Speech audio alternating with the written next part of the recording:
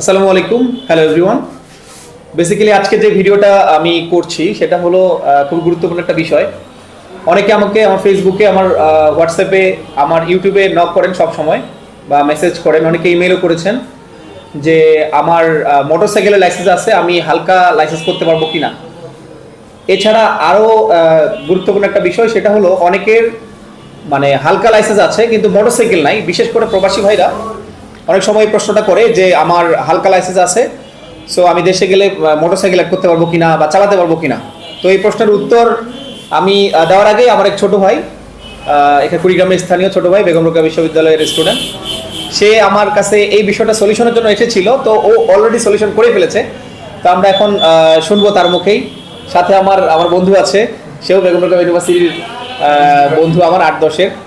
আর আমার ছোটো ভাই বাইকার্স ক্লাবের মানে কিং বলা যায় যাকে, আমাদের কুড়িগ্রাম বাইকার্স ক্লাবে। যাই হোক, ছোট ভাইয়ের কাছ থেকে শুনবো। তুমি ভাই, তুমি বিষয়টা পুরো ডিটেলস বলো তো এখন। আমার আমি পুলো সালাম আলাইকুম। তো আমার মোটরসাইকেল ড্রাইভিং লাইসেন্স, যেটা হচ্ছে অপেশাদার আর কি, নন প্রফেশনাল, এটা ছিল। তো আমার হচ্ছে হালকা ড্রাইভিং লাইসেন্স করার একটু ইচ্ছা হলো। তো তখন আমি হালকা ড্রাইভিং লাইসেন্সের জন্য, আমার হালকা ড্রাইভিং লাইসেন্সটা এটাও হচ্ছে নন প্রফেশনাল।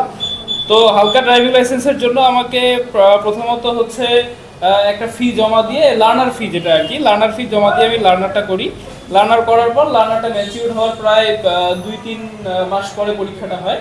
তো পরীক্ষাটা দেওয়ার পরে আমি যখন আর কি পাশ করলাম, তারপরে আমাকে এই 1392 টাকা, এই টাকাটা হচ্ছে ব্যাংকে জমা দিয়ে আমি হচ্ছে জাস্ট একটা এডিশনাল ড্রাইভিং লাইসেন্স আর কি, আমার হচ্ছে যে এটা হচ্ছে আমার মোটরসাইকেল ড্রাইভিং লাইসেন্স, এই লাইসেন্সের এইখানটাতে হচ্ছে অ্যাড করে দেবে পিছনে সিএল, এখানে। হ্যাঁ, সিএল দুইটা একসাথে যুক্ত হবে। এখন এই জায়গাটাতে দুইটা অ্যাড হবে। তো জাস্ট এইটার জন্য আমার হচ্ছে এই 1392 টাকা মাত্র জমা করতে হলো।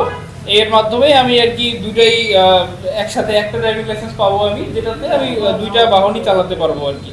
তো আমি ভাইয়ের কাছে জানতে চাচ্ছিলাম যে হচ্ছে এই আপাতত যতদিন আমি কার্ডটা পাইনি ততদিন এই ব্যাংক রিসিপ্ট এবং হচ্ছে আমাকে বিআরটি অফিস থেকে যে কপিটা দিয়েছে আর কি, এটা দিয়ে আমি গাড়ি চালাতে পারবো কিনা।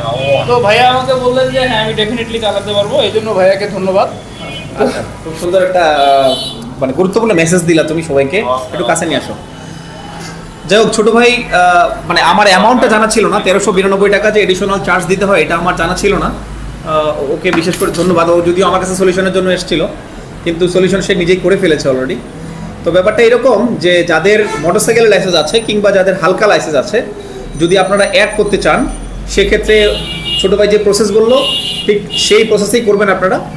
সাথে যখন যেমন তুমি পাস করেছো, পাশের কপিটা যতদিন পর্যন্ত আপনি বিআরটিএ থেকে ড্রাইভিং লাইসেন্সের ডেলিভারি স্লিপ পাবেন না, ততদিন পর্যন্ত আপনি যে পাশের কপিটা, এই যে এই পাশের কপি, এটা পাশের কপির পাশাপাশি যে টাকা জমা রসিদ, এই টাকা জমা 1392 টাকা, এটা পাশাপাশি যে পাশের লার্নার কপিতে যে পাশের ইয়া দেয়, ওরা সিল দেয়, সেই দুইটা, আর পাশাপাশি এই লাইসেন্স দিয়ে যদি থাকে তাহলে কন্টিনিউয়াসলি চালাতে পারবেন, সারা দেশে কোনো সমস্যা হবে না। আরেকটা মেসেজ, অনেকে আমার প্রশ্ন করে যে এক জেলায় যদি রেজিস্ট্রেশন করা থাকে কোনো গাড়ি, অন্য জেলায় চালাতে পারবে কিনা। নির্দ্বিধায় এটা বাংলাদেশের যে কোনো জায়গায় যে কোনো বিআরটিএতে রেজিস্ট্রেশন করা থাকলে কক্সবাজারের গাড়ি দিনাজপুরে চালানো যাবে, এটা কোনো ব্যাপার না। মানে যে কোনো জায়গায় রেজিস্ট্রেশন করা হোক না কেন, সারা বাংলাদেশে সেই গাড়ি চালাতে পারবেন। আজকের মতো এতটুকুই, ধন্যবাদ সবাইকে। আসসালামু আলাইকুম। 5 মিনিট, 4 মিনিট।